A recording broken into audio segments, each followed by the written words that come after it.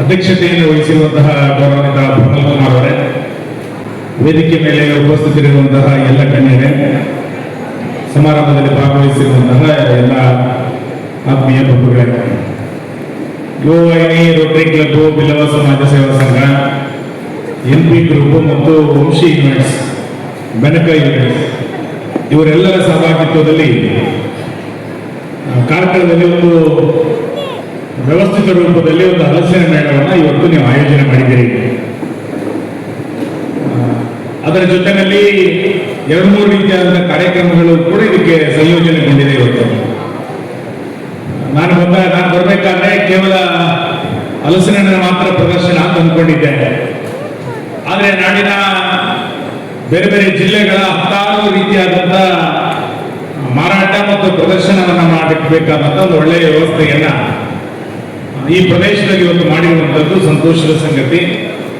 ನಮ್ಮ ತಾಲೂಕಿನ ನಗರದ ಜನ ಇದರ ಉಪಯೋಗವನ್ನ ಪಡ್ಕೊಳ್ತಾರೆ ಅನ್ನುವಂಥ ವಿಶೇಷ ಇದ್ದೇ ಇದೆ. ಎರಡನೇದು, ನಾವು ಪ್ರಕೃತಿಯಿಂದ ಬರಬೇಕಾದಂತ ಸಾಕಷ್ಟು ಹಣ್ಣು ಹಂಪಲುಗಳು, ಇದನ್ನ ಆಯಾ ಕಾಲದಲ್ಲಿ ಇದನ್ನ ಸೇವಿಸಿಕೊಳ್ಬೇಕಾಗಿರುವಂಥದ್ದು ನಮ್ಮ ಆರೋಗ್ಯ ದೃಷ್ಟಿಯಿಂದ ಒಳ್ಳೆಯದು. ಎಲ್ಲವೂ ಕೂಡ ಒಂದೇ ಸೀಸನ್ ನಲ್ಲಿ ಬರೋದಿಲ್ಲ. ಒಂದೊಂದು ಸೀಸನ್ ಅಲ್ಲಿ ಒಂದೊಂದು ರೀತಿಯಾದಂತಹ ಹಣ್ಣುಗಳನ್ನ ಪ್ರಕೃತಿ ನಮಗೆ ಕೊಡುತ್ತೆ.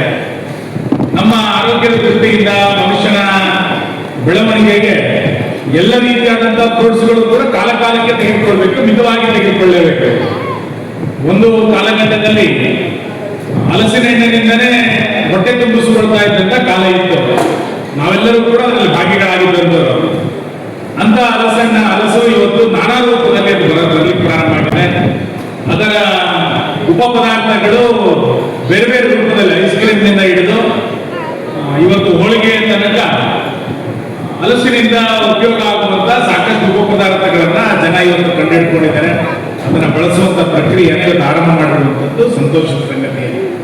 ಬಹುಶಃ ಈ ರೀತಿಯಾದಂತಹ ಮೇಳ, ಈ ರೀತಿಯಾದಂತಹ ಪ್ರದರ್ಶನಗಳು ಹೊಸ ಯುವಕರಿಗೆ ಉತ್ತೇಜನವನ್ನು ಕೊಡುತ್ತೆ. ನಾವು ಈ ರೀತಿಯಾದಂತಹ ಹೊಸ ಪ್ರಾಡಕ್ಟ್ಗಳನ್ನು ಮಾಡಿದ್ರೆ ಜನ ಇದನ್ನ ಬಯಸ್ತಾರೆ ಅನ್ನುವಂಥದ್ದು ಖಂಡಿತ ಗೊತ್ತಾಗುತ್ತೆ. ಆ ಹಿನ್ನೆಲೆಯಲ್ಲಿ ಯುವಕರಿಗೂ ಕೂಡ ಇದು ಖಂಡಿತ ಪ್ರೇರಣೆಯನ್ನು ಸಿಗುತ್ತೆ. 3 ದಿನಗಳ ನಡೆಯುವಂತಹ ಈ ಕಾರ್ಯಕ್ರಮ ಅತ್ಯಂತ ಯಶಸ್ಸುಗೊಳ್ಳಲಿ.